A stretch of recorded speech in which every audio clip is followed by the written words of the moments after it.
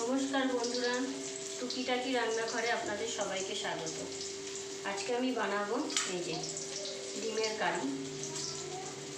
তো এটা সিদ্ধ করে অর্ধেকটা করে কেটে নিয়েছি, আমি ডিমের কারি বানাবো। এটা আমি সর্ষের তেল দিয়ে দিলাম।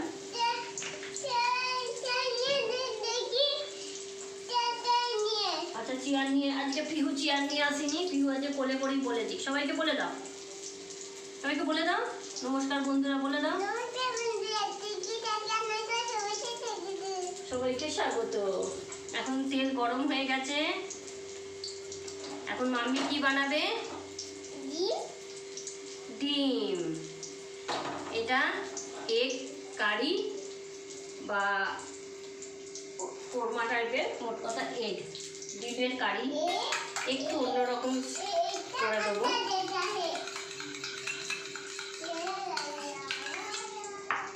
এখানে তেলটা গরম হোক।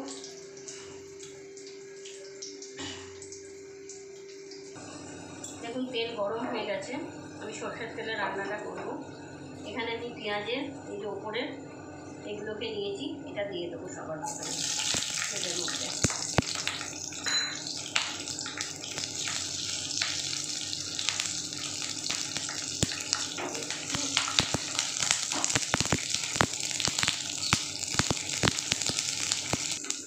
দেখুন পেঁয়াজগুলো একটু নরম হচ্ছে এবং আমি অল্প করে লবণ দিয়ে দেবো, পরে আবার লবণ দেবো। গ্যাসের স্টিমটা কম রাখবো। এবার আমি এখানে মশলা দিয়ে দেবো। এখানে মশলার মধ্যে হলুদ গুঁড়ো,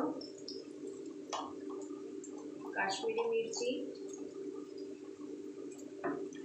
আর আমি রান্নাটা সর্ষে দিয়ে করব, তাই আমি আর অন্য কোনো মশলা দেবো না। কাশ্মীরি মির্চি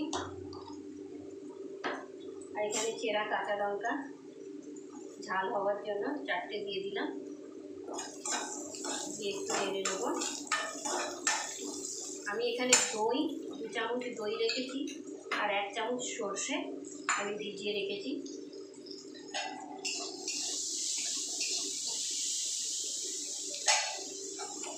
দেখুন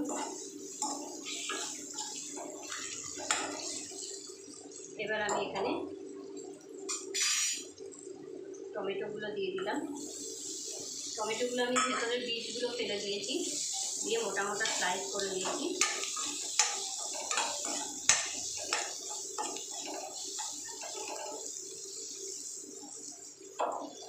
এবার আমি সর্ষেটা দিয়ে দেবো।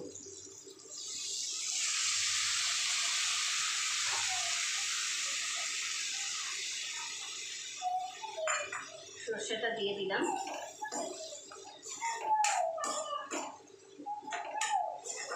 এইভাবে অবশ্যই একবার বানিয়ে খাবেন, দেখবেন ভালো লাগে খেতে। এটা আমি নাম বলতে পারবো না, আপনারা অবশ্যই কমেন্টে জানাবেন এটাকে কি নাম দিলে ভালো হয়।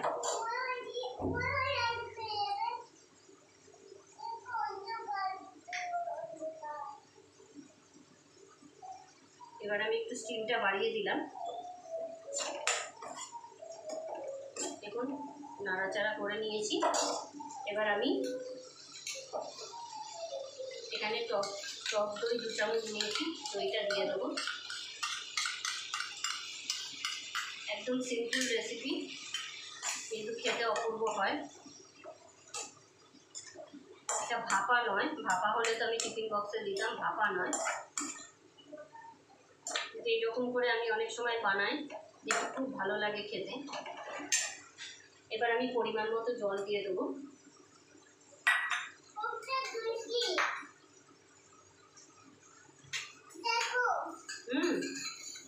মুখ ধুয়ে নিয়েছো? বাহ, পরিমাণ মতো জলটা দিয়ে দিলাম।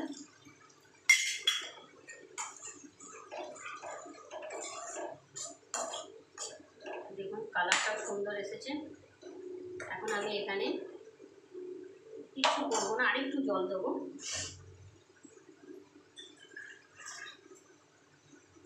আরেকটুখানি জল দেবো, মানে মোটামুটি 1 বাটি মতো জল দিলাম। দিয়ে এবার আমি এখানে জায়গাটা করে নিই। জায়গাটা ফাঁকা করে আমি এই ডিমগুলো, এখানে 4টে ডিম আছে, ডিমগুলোকে আমি এইভাবে বসিয়ে দিলাম।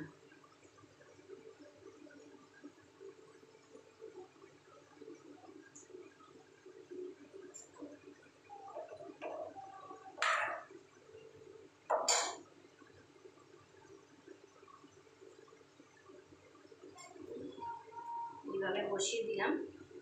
পরে আমি ঢাকাটা খুলে আবার একবার উল্টে দেবো। এখন আমি স্টিমটা জোর করে দিলাম,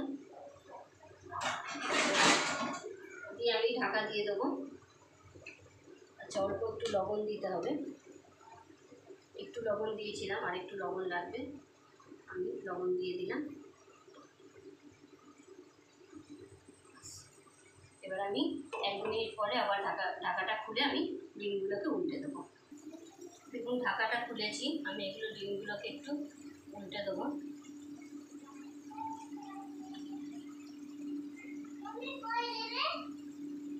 দাঁড়াও মা, আমি রান্না করছি, বন্ধুরা সবাই দেখছে, তোমার বন্ধুরা, হ্যাঁ তোমার বন্ধুরা সব বেস্ট ফ্রেন্ড, যারা সবাই ভিডিও দেখছে সবাই তোমার বেস্ট ফ্রেন্ড। তো তুমি শাড়ি পরবে? শাড়ি পরে কোথায় যাবে? ঘুরতে যাবে।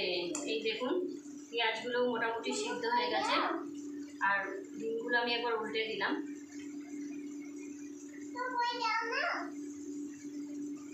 ডিমগুলো এইভাবে উল্টে দিলাম, আর একটু টানবে, আর একটু টানলে তারপর আমি নামিয়ে নেব। আর একবার ঢেকে দিলাম আমি। দেখুন হয়ে গেছে পুরো ডিমটা। এখন আস্তে আস্তে করে দেখুন এইভাবে উল্টে নেবেন।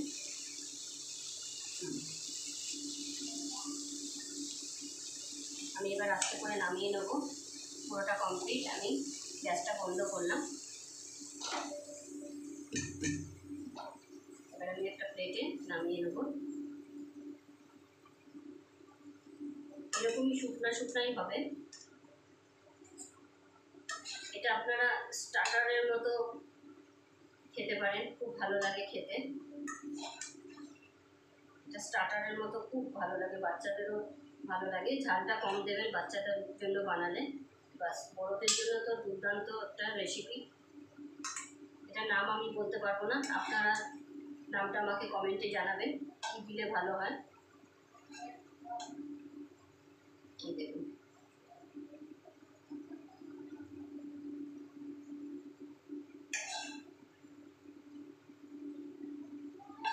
কেমন লাগছে অবশ্যই জানাবেন। আর আমার চ্যানেলটি যারা নতুন দেখছেন অবশ্যই সাবস্ক্রাইব করবেন, কমেন্ট করবেন, শেয়ার করবেন, আর লাইক করতে ভুলবেন না। আজকের জন্য এতটুকুই, বাই বাই। দেখুন কত সুন্দর লাগছে একটা, মানে স্টার্টারের জন্য খুবই ভালো। এরকম করে ফার্স্ট টাইম স্টার্টারে কাউকে দিলে অপূর্ব লাগবে, প্লেটটা সাজিয়ে দিলে সুন্দর লাগছে। আজকের জন্য এতটুকুই, আপনারাও ট্রাই করবেন, আর নামটা অবশ্যই কমেন্টে জানাবেন। আজকের জন্য বাই বাই।